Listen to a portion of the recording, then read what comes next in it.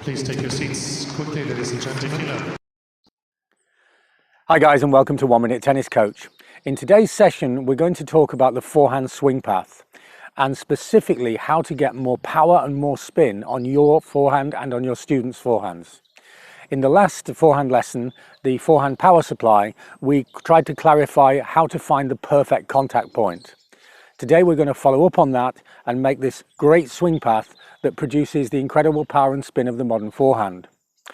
I'm also going to look at how this is traditionally taught and show you why I think these traditional concepts are a little bit flawed, and then we're going to show you a great trick on how to apply this to your game instantly and how to energize your forehand today. The traditional ways of showing the swing path on the forehand are to explain that it's a low to high motion, and then once the player has the low to high motion, then often coaches will add the concept of a windscreen wiper, which will add topspin. The problem with both of these concepts is that essentially we isolate the arm and the frontal deltoid. They're all small muscles. So when I swing low to high, it's just with my arm. When I swing with a windscreen wiper motion, then it just engages a little bit of the deltoid. The reason for this is every player I've ever seen who tries to mimic a windscreen wiper swings from the elbow. But that's very different from the full expansive stroke of today. So we want to be using a much larger stroke, and we also want to be using the large muscle groups of the body to power the stroke and to create the spin that gives us control and enables us to swing at full speed without making too many errors.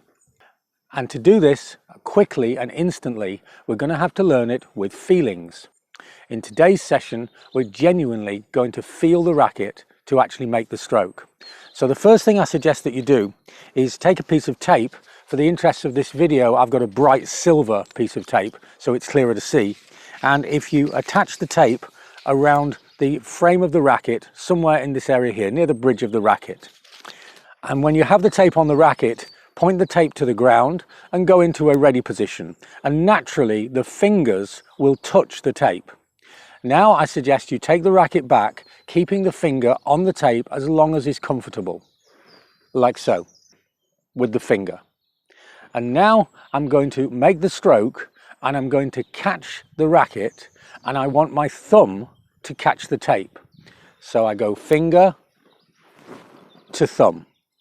From this direction here, finger to thumb. As soon as you achieve finger to thumb, then the large muscle groups of the body will be engaged and you will be creating pronation, where we turn the racket across the flight of the ball through contact, creating spin and angular momentum. If this motion is new to you, then at first almost certainly you will find finger to finger. See, finger to finger. But what we want to find is finger to thumb. If you look closely at this ending and try and reproduce it, the whole stroke changes. This is a great way of learning the powerful swing path of the forehand. The reason it's so effective is that the contact point with the ball, the actual swing of the racket, remains loose and free. If I can explain for a moment, when learning this game or teaching it, we must understand that all of the movements are in control to out of control to in control movements. Let me explain what I mean. If you said, take the racket back higher, lower, or further back, sure. Why?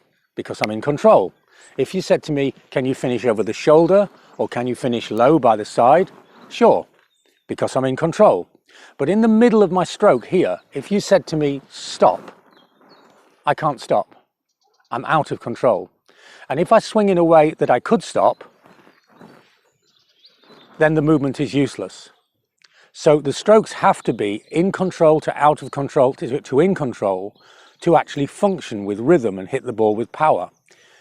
But what happens if we want to change the middle part of the stroke here? Have a look at this and you'll see that with finger to finger and then finger to thumb, we have a radical change in this area here, but the racket remained out of control. So it works instantly for the player. Now, what I suggest you do to acquire the feel of this is that once you've actually found the ending with the thumb, then first of all, shadow stroke it, checking it both with the feeling and visually. So I take the racket back with the finger, I can feel it, and now I look and check that it's okay. I then make the stroke and I receive it with the thumb, I can feel it, and now I check that it's correct. If you do this a few times, and then we quite simply add the tennis ball. So I'm going to self-feed after I've checked both feeling and visually that I have the finger on the racket, and then at the end of the stroke I'm going to freeze and check both with feeling and visually that I have the thumb on the racket in the appropriate place. So first, finger, I can feel it, I see it, now I bounce the ball, and now the thumb, I can feel it and I can see it. I'll just repeat one more time. So finger, check, yep, is good. Now hit the ball and thumb. Working your way through this using the progressions and checking visually and with feeling that you have the right shape, it totally revolutionizes the stroke. For players who are used to the traditional way of low to high or windscreen wiper, they'll hit with more power and more spin in minutes and they'll keep it forever. I hope you like this idea, and please let us know in the comments section how it works for your game or your player's game. Don't forget to like, share and subscribe please, it makes a big difference to us. And remember, if you need more specific help on your game, then we offer this kind of unique advice along with biomechanical assessment and video analysis of players on a one-to-one basis. It's a unique online service.